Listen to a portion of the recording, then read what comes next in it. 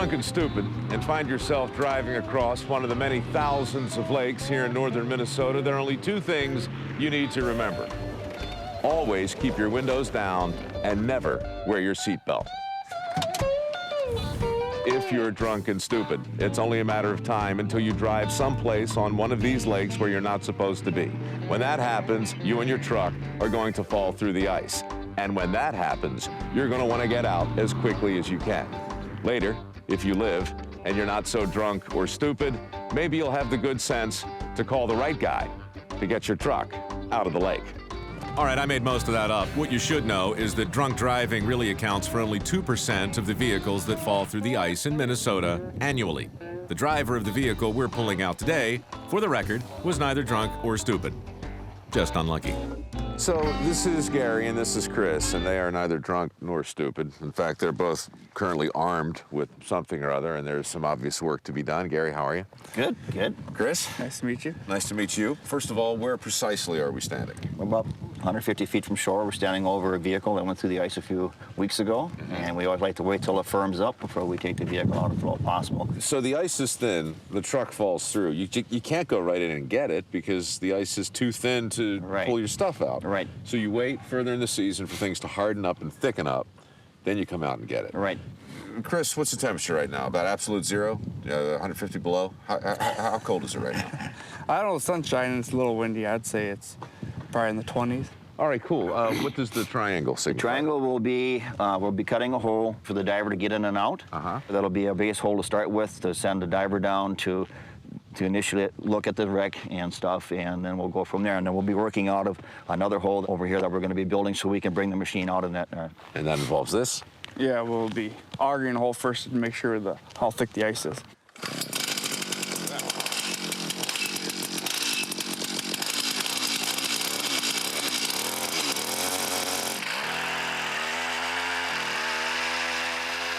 These guys will work on ice as thin as 9 inches, but that is far from ideal.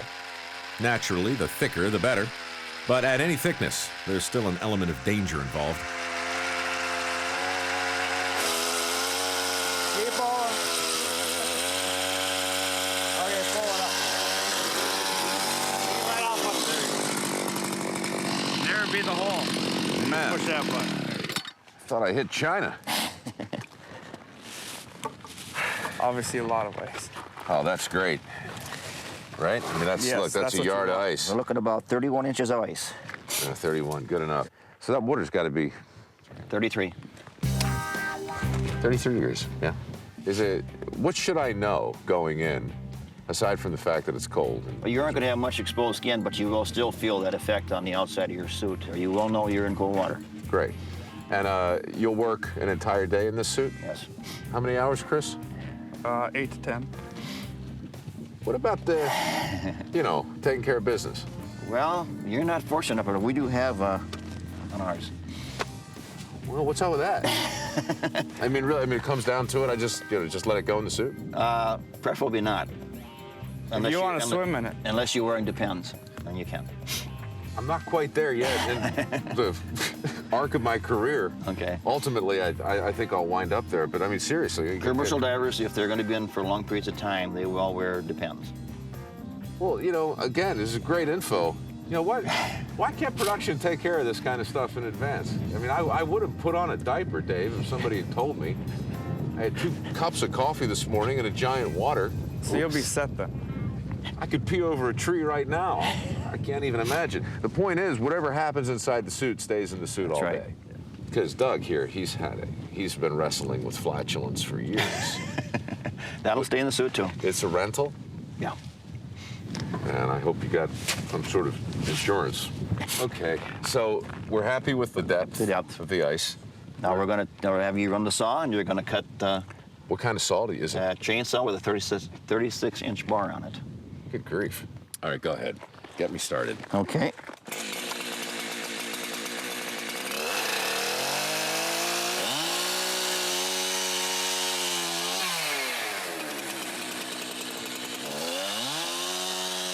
This hole will be used for backup rescue divers.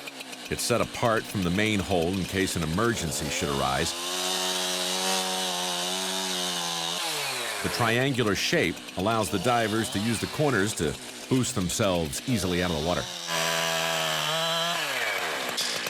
Yeah? You want to keep your feet off to the side so you don't fall in. Gotcha.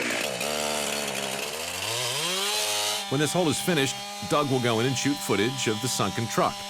Yesterday at Gary's shop, Doug, Troy, and I took Diving 101 class. Is it dove or dived? That's actually dove. Dived isn't a word. Is doved? Nope. Can I ask you a question? I think you just did. How old are you? I just turned 46. Well, I've been diving 4 years shorter than what your age is.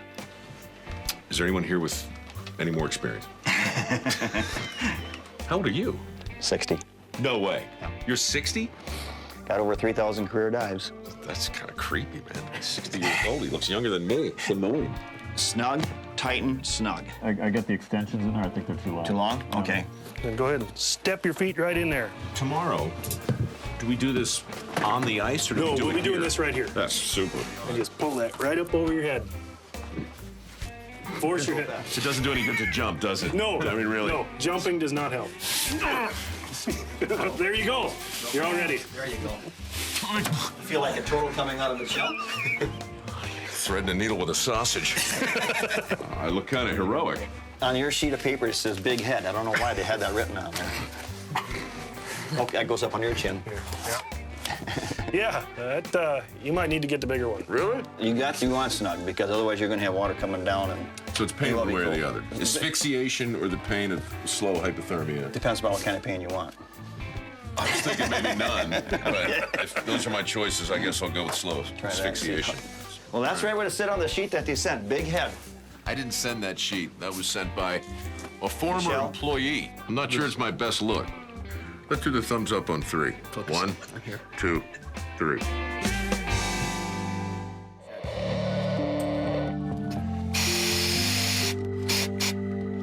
Just hit that button and she'll unplug then, okay? Right there in front. Yep. That's a surface valve here, right? Okay. And remember, two or more, you're gonna come back here in a hurry. We're about 50 feet from the truck. Chris and I, as well as Doug and Troy, have individual safety lines which can pull us to the surface in an emergency. Meanwhile, something's going awry with our audio. Probably frozen. Hand signals will have to suffice. He's doing good. Yeah, he is.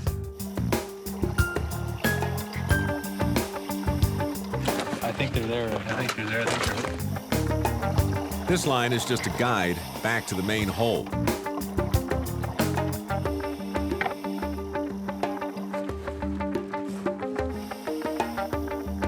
Chris will be going back up for the lift bag and the towing chain, which will be attached to the frame of the truck. Slide it in there. You'll grab these two loops here, and that's what you'll go with it. First, I can't hear. Now, I can't see. And yeah, I'm freezing.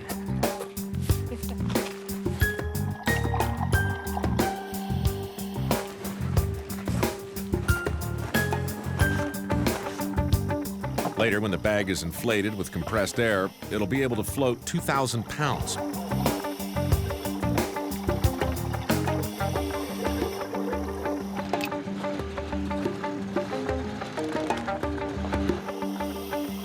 The bag is attached, and as soon as Chris attaches the towing cable, we're finished.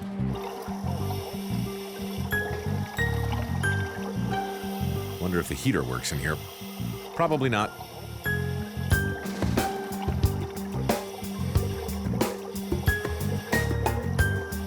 Okay, everybody out of the pool. Take our time.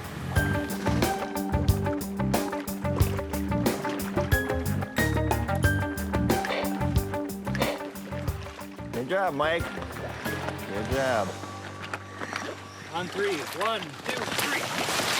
We'll start putting the film in the lift bag. 2, 3. Troy can come out.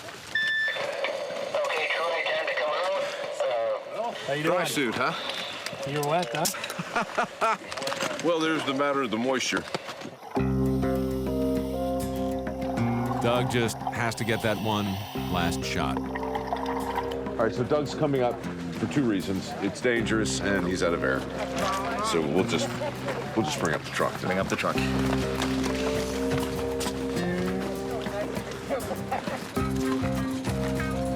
truck is not aligned perfectly with the hole. Why did I think it would be? It'll have to be jockeyed a bit. Freezing. Yep, that should be all right. Freezing to death right in front of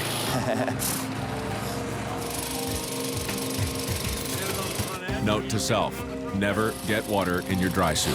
All right. Because the extractor was only like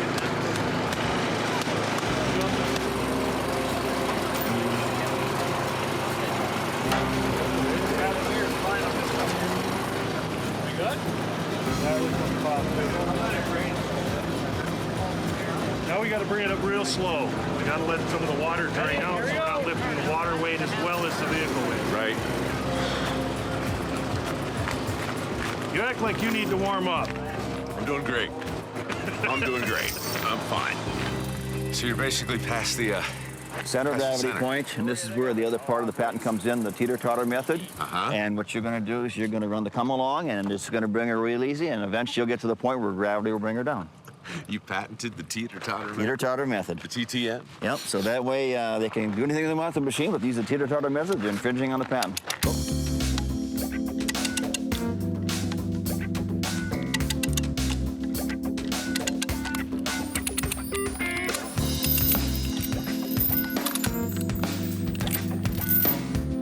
Here it comes. Let her go, let her go. There you go. Truck's out of the lake. Water's out of the truck. Low mileage. Handle's nice. Slight water damage. There you go. Make an offer. Mission accomplished? Mission accomplished.